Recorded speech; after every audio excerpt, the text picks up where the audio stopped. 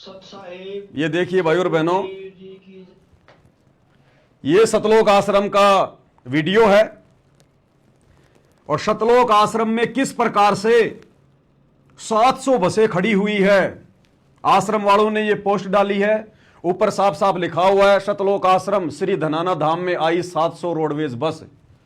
और ये वीडियो भी वायरल किया गया है। ये वीडियो भी दास आपको थोड़ा बड़ा करके दिखा रहा है ताकि किसी भाई को कोई संशय ना हो किसी भी प्रकार की। ये सतलोक आश्रम धनाना का वीडियो है।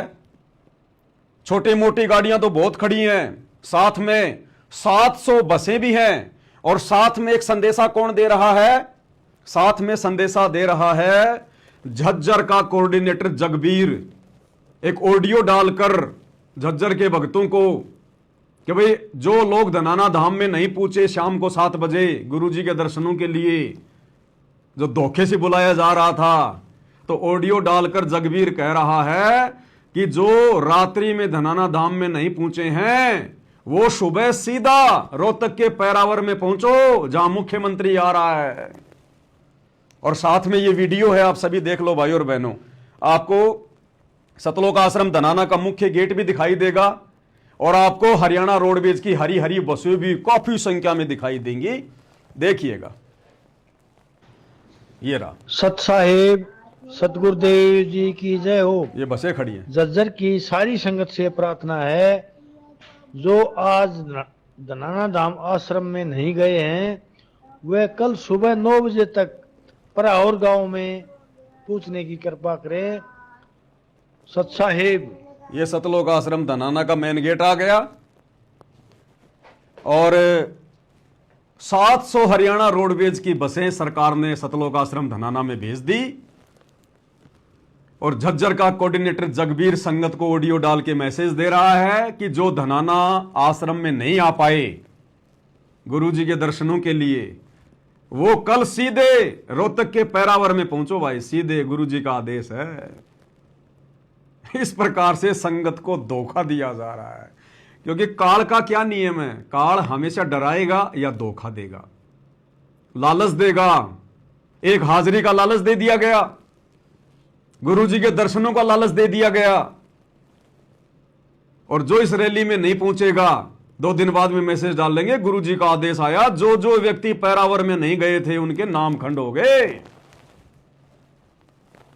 अब ये देखिए मजनू, ये भगत है, ये कौन से एंगल से भगत लग रहा जरा देखना। अजय देवगन की तरह तो इसने नाक के ऊपर अपने बाल डाल रखे हैं।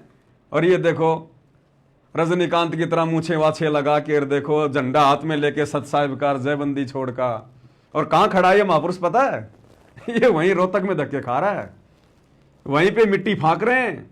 इसके साथ में हजारों की संख्या में भगत पहुंच गए वहां। बसों में भर भर के छोड़ दी भेड़ बकरियां आश्रम वालों ने। भाई मुख्यमंत्री तो अपने हिसाब से आएगा, 12-1 बजे आएगा। ये भीड़ तो पहले जानी चाहिए ना, तो दे दे के हाथों में झंडे और भीड़ को वहां पर भेज दिया गया। और ये मजनू संदेशा दे रहा है जयबंदी छोड़ के संत रामपाल जी का प्रचार करने के लिए रोहतक में आ गए हम। किसी माई के लाल के हाथ में एक पुस्तक नहीं, किसी माई के लाल के हाथ में एक पंपलेट नहीं, और किसी माई के लाल ने उस रैली में किसी को एक पुस्तक बांटी नहीं। और फिर भी क्या कह रहा है? गुरुजी का प्रचार करने आए हैं। देखना एक बार, ये वीडियो भी देख लो आप। नमस्कार, हरियाणा रोहतक शहर में आए हम यहाँ संत रामपाल जी महाराज का प्रचार करने के लिए। आप देख सकते हो जनता यहाँ पे, और यहाँ पे हरियाणा के मुख्यमंत्री सीएम आने वाला है। यहाँ पे हम लोग संत रामपाल जी महाराज के प्रचार करने आए। सत साहिब जय बंदी छोड़ की, जय बंदी छोड़ की। क्या कह रहा है? हम यहाँ पर रोहतक में संत रामपाल जी का प्रचार करने आए। अरे मूर्ख आदमी, 21वीं सदी का समय चल रहा है, तो किसको मूर्ख बना रहा है? कह रहे हैं संत रामपाल जी के ज्ञान का प्रचार करने आए हैं। मूर्खो, तुम तो हरियाणा के मुख्यमंत्री की रैली को सफल बनाने के लिए गए थे। तुम तो उनके भगवान परशुराम की जयंती मनाने गए थे। तुम अपने पतिव्रता धर्म को खंडित करने के लिए गए थे, खंडित करने के लिए, धूल फांकने के लिए गए थे तुम। तुम्हारी इन बातों में अब संगत नहीं आने वाली कि हम गुरुजी के प्रचार के लिए गए थे रोहतक में। एक बात बताओ, अगर तुम गुरुजी के प्रचार के लिए रोहतक में आए हो तो हरियाणा सरकार 700 बसें क्यों भेजेगी संत रामपाल जी के प्रचार के लिए कि भाई संत रामपाल जी के भक्तों, हम हरियाणा सरकार वाले तुम्हारे लिए 700 बसें भेज रहे हैं आश्रम में, करो संत रामपाल जी का प्रचार। अरे हरियाणा सरकार संत रामपाल जी के प्रचार के लिए 700 बसें धनाना आश्रम में भेजेगी क्या? तुम किसको मूर्ख बना रहे हो? मंदबुद्धियों, अपने स्वार्थ के लिए, अपनी रैली को सफल बनाने के लिए, और तुम मंदबुद्धियों की काल प्रेरणा से मर्यादा तुड़वाने के लिए ये 700 बसें तुम्हारे धनाना आश्रम में आई थी। और मूर्ख बना रहा वीडियो डाल के संत रामपाल जी के प्रचार के लिए रोहतक में आए। सरकार प्रचार करवाएगी तुम्हारा, 700 बसें सरकार भेजेगी। आज से पहले तो नहीं भेजी सरकार ने कभी धनाना आश्रम में 200 बसें 300 बसें कि चलो चलो भक्तों संत रामपाल जी का प्रचार करो, हम बसें भेज रहे हैं। तो भैया ये मूर्ख बनाना छोड़ो अब संगत को। अब देखिएगा, ये यूट्यूबर है कोई, इनका भी वीडियो आया है। इसने वहां जाकर संत रामपाल जी के भक्तों का इंटरव्यू भी लिया, और रैली में आए हुए मंदबुद्ध भक्तों का। वो कह रहे हैं हाँ हम संत रामपाल जी के भगत हैं, धनाना से आए हैं, संत रामपाल जी के भगत हैं, धनाना से आए हैं। और भाई और बहनों, उस रैली में जगत वाले लोग नहीं आए, बहुत कम कुर्सियां खाली पड़ी रही। और जब हर तरफ संत रामपाल जी के भगत दिखाई देने लगे, हर तरफ, और भक्तों को कैसे ले गए पता है? भक्तों को टी शर्ट पहना दी, पीछे संत रामपाल जी की फोटो लगी हुई है टी शर्ट पर, आगे टी शर्ट पर संत रामपाल जी की फोटो लगी है। तो लोगों ने देखा रे यहां आम जगत के लोग तो है ही नहीं, यहां तो सारे के सारे संत रामपाल जी के भगत घुसेड़ दिए गए, सारे के सारे। और जब इन्होंने इंटरव्यू लेना शुरू किया तो कोई कह रहा मैं दिल्ली से आया हूं, कोई कह रहा मैं यूपी से आया हूं। तो आम लोगों को भी इस बात का पता चल गया कि मुख्यमंत्री की रैली तो फैल है, यहां तो बाहर से लोग बुलाए गए भीड़ जमा करने के लिए। यह पहले से ही हरियाणा सरकार की प्लानिंग थी, क्योंकि नेताओं को पता होता है कि जनता हमारे से कितनी खुश है, और जब हम वहां रैली में जाएंगे तो जनता आएगी या नहीं आएगी, इनको अच्छे से पता होता है। सारी इनके जो मुखबिर होते हैं वो सारी सूचना दे देते हैं। इसलिए हरियाणा सरकार ने अपनी इज्जत रखने के लिए और संत रामपाल जी के आश्रम में 700 बसें भेजी। अब अचानक से तो सरकार 700 बसें किसी आश्रम में भेजेगी नहीं। क्या एग्रीमेंट हुआ होगा, कितने पैसे लिए होंगे संत रामपाल जी के कलयुगी परिवार ने भक्तों की ऐसी तैसी करवाने के लिए, उनकी मर्यादाएं तोड़वाने के लिए। अन्यथा संत रामपाल जी का तो राजनीति से कोई लेना देना है ही नहीं। कोई भी माई का लाल मैं 1 करोड़ रुपए का इनाम घोषित करता हूं अगर सन 2014 से लेकर सन 1994 से लेकर जब से संत रामपाल जी ने अपने पंथ की शुरुआत की, अपना ज्ञान प्रचार करना शुरू किया, सन 1994 से लेकर 2014 तक अगर एक गांव के सरपंच के साथ में भी या किसी भी राजनीतिक पार्टी के मंत्री या संतरी के साथ संत रामपाल जी की कोई भी फोटो दिखा दीजिए, संत रामपाल जी का कोई भी वो आदेश दिखा दीजिए जो उनके सत्संगों में है कि आपने बीजेपी को वोट देना है या कांग्रेस को वोट देना है या उस नेता की रैली में जाना है या उस भगवान की जयंती मनाने के लिए जाना है, एक भी कोई ऐसा आदेश उनका सत्संग रूपी या उनकी फोटो दिखा दीजिएगा, 1 करोड़ रुपए के नाम की घोषणा करता हूं मैं पवन दास। लेकिन कोई माई का लाल दिखाई नहीं पाएगा, क्योंकि संत रामपाल जी का गंदी राजनीति और राजनेताओं से 36 का आंकड़ा, 36 का। हम भक्ति करने के लिए उनके शरण में आए हैं, बकवाद करने के लिए नहीं आए। अरे संत रामपाल जी तो कहते हैं एक हरि की भक्ति बिन राजा गधा होए और माटी लदे कुमार की घास न डाले कोई। संत रामपाल जी तो कहते हैं कि इंद्र दा राज कागदा बिष्टा ना भोगा इंद्राणी नू, कि अगर मेरे भक्तों को कोई इंद्र का राज भी दे दे मेरे भगत उसके ऊपर थूक के आ जाएंगे। और यहां छोटे मोटे राजनेताओं की, मुख्यमंत्री की रैलियों में और ये पतंगों की तरह मंडरा रहे हैं। बताओ, बिन बुलाए मेहमान की तरह मंडरा रहे हैं। काल ऐसे रोल मारता है, काल ऐसे मर्यादा तुड़वाता है। तो क्या कुछ ये भाई साहब कह रहा है 2 मिनट में, और कुछ एक भक्तों के इसने इंटरव्यू भी लिए हैं, और अंत में फिर इनको भी पता चल गया, जगत वालों को, हरियाणा वालों को भी पता चल गया कि ये तो संत रामपाल जी के भक्तों को खरीद खरीद के लाए भीड़ दिखाने के लिए। बाकायदा ये व्यक्ति कह रहा है कि एक संत है हरियाणा का, संत रामपाल, उसके भक्तों को यहां पर पकड़ पकड़ के लाया गया है भीड़ दिखाने के लिए, अन्यथा बीजेपी की रैली में हरियाणा वाले लोग नहीं आए। सुनिएगा। अब बात करते हैं कि जो लोग यहां पर इस रैली में, इस राज्य स्तरीय जयंती के कार्यक्रम में पहुंचे थे, वो कौन लोग थे? आखिर बीजेपी ने कौन से पैतरे का काम किया, कौन सा पैतरा इस्तेमाल किया भीड़ जुटाने के लिए, रैली के अंदर भीड़ बुलाने के लिए? तो ये दूसरा वीडियो भी आप देखिए और आपको ये वीडियो देखने के बाद साफ पता चल जाएगा कि कौन लोग जो है आज के इस कार्यक्रम में भीड़ के रूप में उपस्थित थे, मौजूद थे। क्या नाम है? रीना। कहाँ से? दिल्ली से आए हैं। क्या करने के लिए आए आज प्रोग्राम? वहाँ पे तो हमारे गुरु जी ने बोला था इसलिए आए हैं, हमें नहीं पता यहाँ पर क्या होता है। कहाँ से आए हो? किस प्रोग्राम में आए आज? ये मुख्यमंत्री जी आ रहे हैं, इनके मुख्य आ रहे हैं। तो पता है क्या कार्यक्रम चल रहा है? तो कार्यक्रम तो किसने बुलाया आपको? तो संत रामपाल जी ने। अच्छा अच्छा, उन्होंने भेजा है। क्या नाम है जी? लीलाधर दास। किस लिए आए हो यहाँ फिर? यहाँ पे इनके जन्मोत्सव आए। तो कहाँ के रहने वाले हो? डिस्ट्रिक्ट बिजनौर। तो अच्छा, डेरे के वो अनुयायी हो रामपाल महाराज के? संत रामपाल के शिष्य। अच्छा अच्छा, कहाँ से आए हो जी? दिल्ली से। क्या नाम है?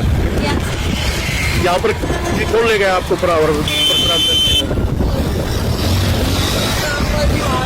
भाई कैसा लग रहा है परशुराम जन्मोत्सव में आ गए? बहुत अच्छा लग रहा है। सबकी तैयारी बनेगी सारे। तो देखा आपने दूसरा वीडियो भी, जिसमें लोगों से बातचीत की गई, तो कुछ लोगों ने बताया कि वो हरियाणा प्रदेश के रहने वाले ही नहीं है, वो या तो दिल्ली के हैं या फिर अन्य सीमावर्ती दूसरे राज्य से हैं, दूसरे राज्य के किसी इलाके से हैं, और उन्होंने किसी एक महाराज यानी कि संत का नाम भी बताया कि हम उनके कहने पर इस रैली में आए हैं, हम उनके कहने पर इस रैली में भीड़ दिखाने के लिए पहुंचे हैं। यानी कि इस कार्यक्रम में जिसको राज्य स्तर भक्तों का इंटरव्यू लिया गया और भक्तों से पूछ रहे हो कि भाई आप लोग कहां से आए हो, इस रैली में क्यों आए हो, क्या यहां पर क्या प्रोग्राम हो रहा आपको पता है? तो कुछ एक को तो पता ही नहीं यहां पर क्या प्रोग्राम है। पता भी कैसे चलेगा? दास ने आपको पहले ही वो मैसेज दिखा दिया कि भक्तों को तो धोखे से और गुरु जी के दर्शनों की आड़ में, लालच में आश्रम में भेड़ बकरी की तरह पहले इकट्ठा कर लिया गया और सुबह उनको बसों में ठूस दिया गया कि जाओ रैली में, तोड़ो अपनी मर्यादा। तो कई तो चुपचाप हैं। एक कह रहा कि हम तो मुख्यमंत्री के प्रोग्राम में आए। तेरा फूफा लगता है मुख्यमंत्री? क्या लेना देना तेरे को मुख्यमंत्री से? भक्ति नहीं की जा सकती तेरे से घर बैठकर? तो कह रहा हम तो मुख्यमंत्री के प्रोग्राम में आए हैं। जलेबी देगा तेरे को मुख्यमंत्री? रुक जा थोड़े दिन, विनाशकारी समय आ रहा है, पता चलेगा तेरे को। एक बहन कह रही है ये हम तो भगवान परशुराम की जयंती में आए। परशुराम इनका फूफा है इनका, है? अब वो कबीर की जयंती मनाते मनाते तो थक गए, संत रामपाल जी की जयंती मनाते मनाते तो थक गए इन आश्रमों में, अब भगवान परशुराम की जयंती मनाएंगे। अभी ये नालायकों को शर्म भी नहीं आ रही हम क्या बोल रहे हैं। कह रहे हैं परशुराम की जयंती में आए हैं, बताओ। और संत रामपाल जी के भगत हैं हम तो, हमारे को तो हमारे गुरु जी ने आदेश दिया, कर दो गुरु जी को बदनाम, डट के करो गुरु जी को बदनाम। काल ऐसे ही कर्म फुड़वाता है, नाम तेरा ले करूं आवाजा। तो भगत नाम किसका ले रहे हैं कि हम तो संत रामपाल जी के भगत हैं, हमें तो हमारे गुरु जी ने आदेश दिया है। तो भाई और बहनों ये ड्रामा चल रहा है इन आश्रमों में, देख लो आप। बताओ भक्ति कहां है? ये बसें देखो आप हरियाणा रोडवेज की, हर बस के ऊपर संत रामपाल जी के पोस्टर लगे। देखो यहां पर ये कबीर प्रकट दिवस का पोस्टर है, इस बस के दोनों तरफ संत रामपाल जी की फोटोएं, इस बस के यहां संत रामपाल जी की फोटो, इस बस के यहां संत रामपाल जी की फोटो, इस बस के यहां संत रामपाल जी की फोटो। क्योंकि 700 बसें आई थी सतलोक आश्रम से, 700 बसें, तो फोटो तो लगाएंगे ना आश्रम वाले। ये है गुरु जी का प्रचार, ये प्रचार करने गए थे गुरु जी का, बस बसों के फोटो लगा दी, गुरु जी का प्रचार हो गया। ये प्रचार है इनका। आगे देखो जी क्या क्या हो रहा। और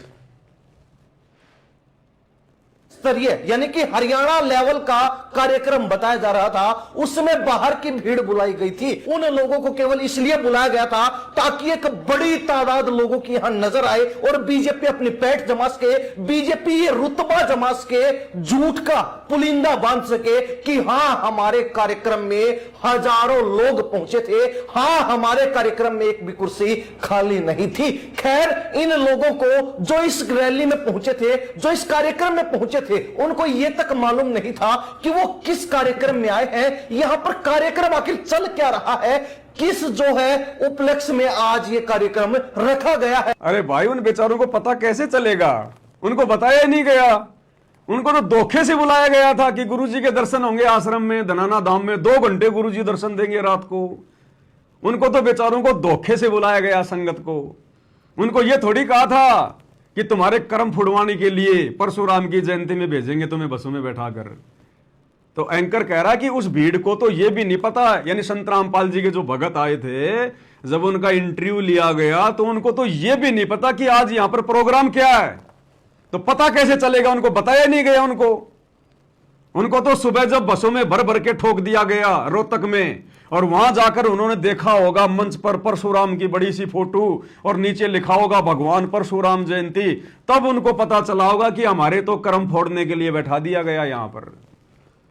तो काल ऐसे धोखा करता है, नाम गुरुजी का और भगवान परशुराम की जयंती मनवा रहा है।